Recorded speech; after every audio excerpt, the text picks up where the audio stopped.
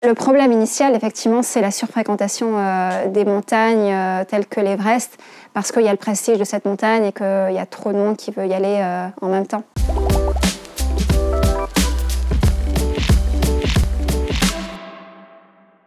La première fois que je suis montée sur le sommet de l'Everest, avec les équipes tibétaines, donc c'était en 2013, et on a fait un diagnostic des besoins de pollution à ce moment-là. On a vu qu'il y avait à peu près une dizaine de tonnes de déchets sur le versant tibétain, donc côté Chine de l'Everest.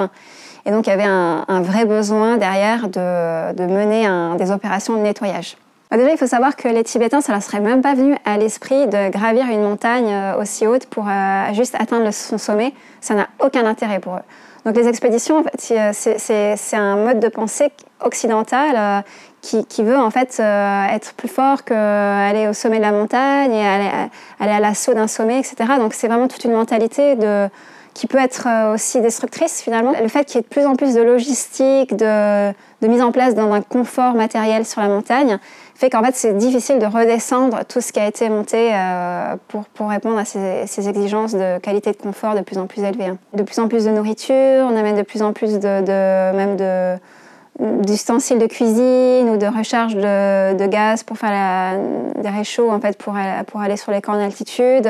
Il y a un équipement qui est de plus en plus technique, de plus en plus de haute qualité.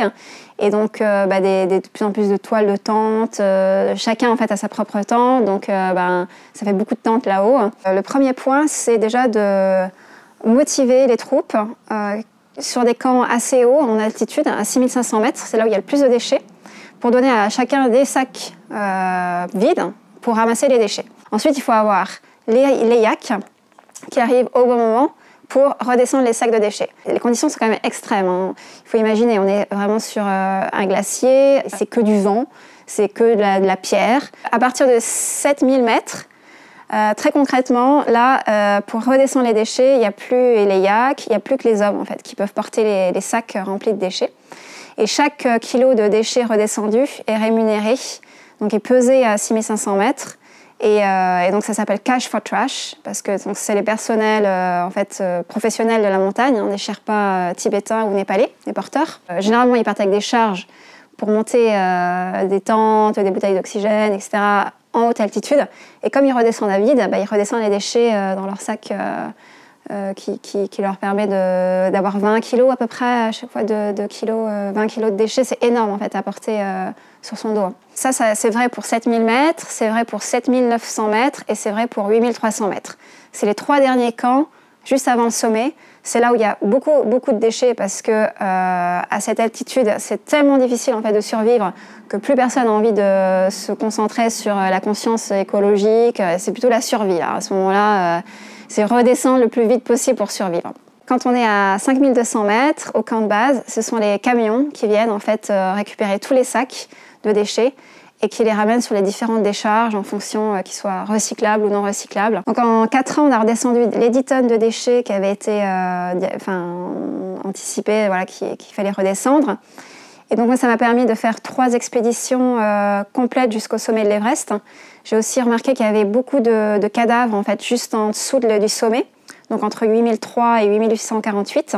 Donc en 2014, on a fait aussi un travail on n'a pas pu les évacuer, les redescendre complètement, il y a à peu près 200 cadavres, mais on a pu les mettre au moins sur le bord du chemin, c'est-à-dire qu'ils sont un peu écartés du chemin, pas tous, mais un certain nombre. Voilà, ce qui permet au moins d'avoir un plus de respect pour les corps qui sont laissés sur les pentes de l'Everest.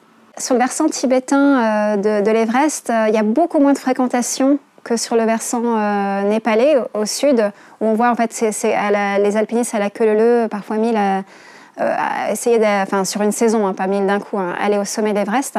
Côté tibétain, il y a maximum 200-300 alpinistes qui viennent chaque année. Le problème initial, effectivement, c'est la surfréquentation des montagnes telles que l'Everest, parce qu'il y a le prestige de cette montagne et qu'il y a trop de monde qui veut y aller en même temps. Ils ont mis des quotas en fait chaque année pour limiter le nombre d'alpinistes qui vont monter sur l'Everest, mais aussi d'ailleurs qui vont aller au camp de base, parce que maintenant le camp de base n'est plus ouvert à des masses en fait de touristes qui viennent chaque année. Donc ça, c'est une très bonne solution qu'a trouvé la Chine pour essayer justement de réguler le problème des fréquentations et donc de déchets sur l'Everest.